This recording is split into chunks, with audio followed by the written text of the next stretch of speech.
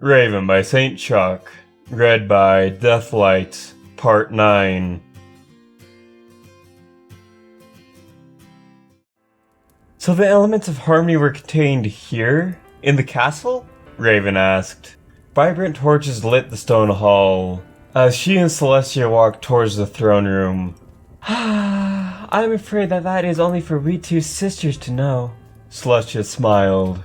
Some secrets must be kept as such, lest the wrong pony finds out. Thou dost not trust me to keep a secret? Thou woundest me, princess. Raven said, grinning. Celestia laughed. Around the next corner came Luna, walking towards them, tired, heading for her room. She was in her smaller form, her hair blue and opaque. Good morrow, Luna, Celestia said, smiling. I hope thou hast a pleasant sleep. Raven gave her own sympathetic smile, seeing that Luna was still not feeling well. Luna looked up at Celestia as she passed. I thank thee, she said, trying to force a smile. Celestia frowned slightly. Arriving at her doorway, Luna paused. Raven, may I speak to thee? Raven looked up at her, curious, then turned to Celestia. Wouldst thou like to take this to thee? I shall be just along. Celestia nodded, taking the morning's paperwork. Raven walked into Luna's room, as Luna held the door open with her hoof. Her regal bed sat in the back of the hall, and every window was covered with thick shades. Only a lantern on the end table provided light.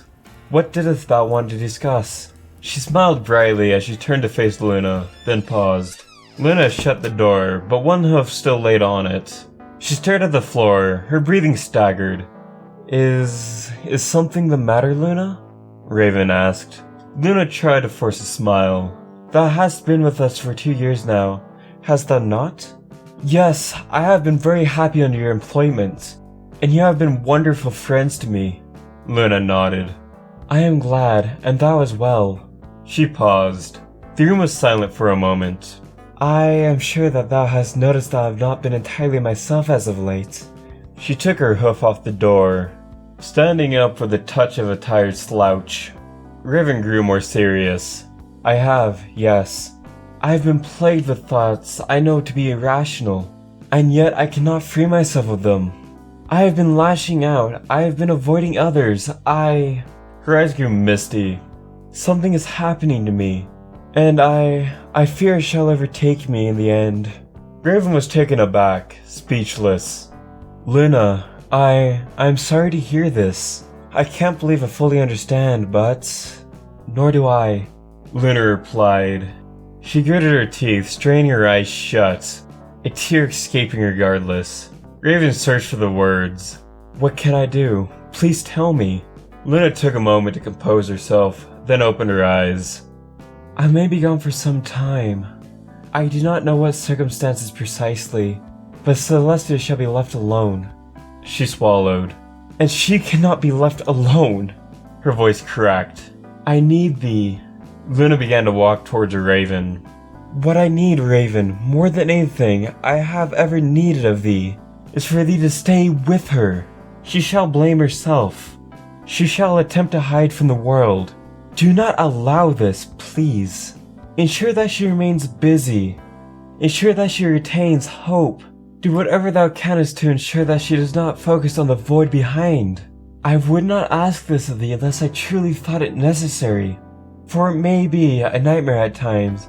She will need thee. A tear fell out of Luna's eyes, then another.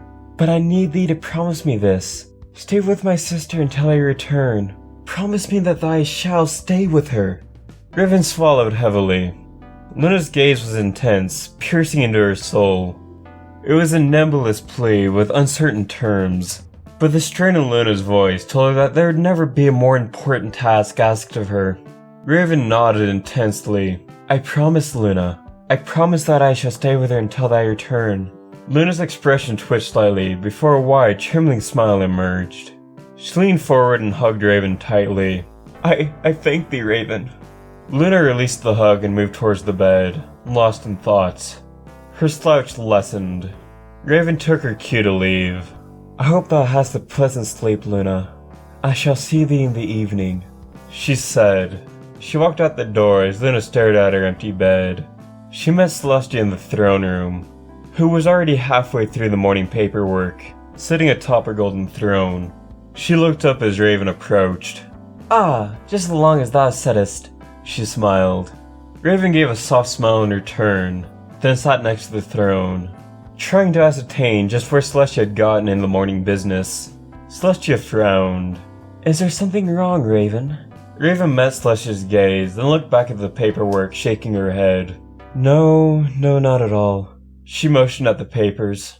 "There's merely some particularly complicated business to take care of this morrow. It may take some time before we're all through."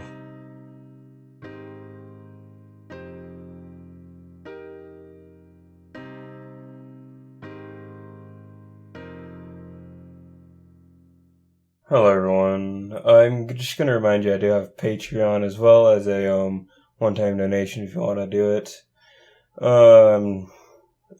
There's really nothing to talk about in this story, at least this part here is pretty self-explanatory.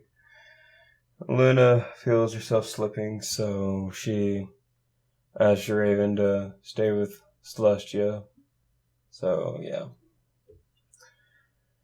Oh, I'm sorry if I sound really out of it, I am just exhausted. I've been fighting, trying to get my money from my, scholarships and loans and stuff from the university I'm going to, and they are fighting me every step of the way. It seems like they don't want me to have the money. And it's just a huge pain in the ass on my side, so... But yeah, it's not like, it was like $100, $200, it'd be like whatever, but it's $5,000, it's a lot of money, and I need it for my tools, and I don't got a job right now. I've looked for a job, put in like 20 different applications so far around the city, and I got no bites yet, so... Yeah, it's just been really hard, and... Every time I ask them about the money, they seem to always beat around the bush, like they don't know what the hell I'm talking about, or they play that I'm dumb and they know what they're doing all the time, which I know is bullshit. But anyways, they're telling me now that they're sending it through the mail, which is gonna take another week or two to do, is what they said. And I'm sitting here thinking... Wouldn't it just be easier just to hand me the money in the cashier's office?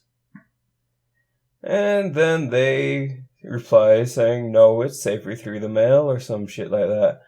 And I'm sitting there like, isn't it safer just to give me the money right now instead of it pretty much being transitioned from a bank to, well, from you guys to a bank to the nearest actual post office that can legally do transfers and stuff, and that would be in Salt Lake, and then back up to here where it meets one of those smaller post offices, and then to my apartment. Does that sound any more safe than... It sounds way less safe for money than just actually handing the person that. And I told them that, and then they said some other bullshit thing like, well, it's more to do actually with security. We need to actually know it's you that's getting the money. And I'm standing right there. I'm right there. And I can prove my identity. I got a driver's license. I got an ID card. I got my social security number all right there in my wallet. And they still wouldn't give me the money because they said they already shipped it. It's just so much bullshit. It's so annoying. So if anybody else has something to say about this, I would love to read that in the comments and share your experiences with campus and money transfers and stuff like that, and just tell me if you guys have the same problems I did, or if it's just the university I'm going to that just does that. And just so you know, I am going to ISU, which is Idaho State University, and the only reason why I'm going is for one class. And it's a tech class, and the tech system is tight. But I don't know what it is about the rest of the university. I don't know if it's something up with the university or what, but... So I don't know if you guys also go to ISU, I'd love to hear from you too, saying, just wondering if you guys had the same experience I have so far with the money. With that, I will leave you, and I'm sorry for the rant, but as you can tell, I am clearly frustrated about this, and it's really coming down to the wire on me. I don't even have $20 left in my banking accounts at all. I got no money. So it's just really stressful for me right now. And again, I am sorry for the rant. So I'll see you all later. Bye.